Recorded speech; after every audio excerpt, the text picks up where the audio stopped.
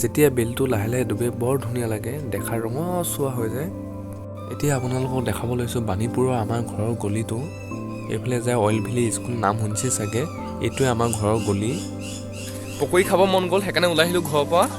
এইফালে বেচেনে নেবেচে নাজানো বাৰু, মই চিনিও নাপাওঁ ঠাইবোৰ ইমান, আৰু দোকান ক'ত ক'ত আছে সেইটোও গম নাপাওঁ, বেছি দিন হোৱা নাই যে ইয়াত অহা। গৈ চাওঁ, পকৰি নাপালে বেলেগ কিবা এটা খাই আহিম। পকৰি খাব আহিলোঁ হয়, তাৰপিছত লগৰ এটা লগ পালোঁ, লগৰটোক ক'লোঁ মই পকৰি খাওঁ আৰু একেলগে, সি ডিউটিৰ পৰা আহি আছিলে মানে। তাৰপিছত দোকানত আহিলোঁ মই, দোকানত গুগল পে' নাই, আৰু মই কেছো অনা নাই ঘৰৰ পৰা পইচা, আৰু মেইন কথা ক'তো পকৰি বেচা নাই, এইখন দোকানতে পকৰি বেচিছে।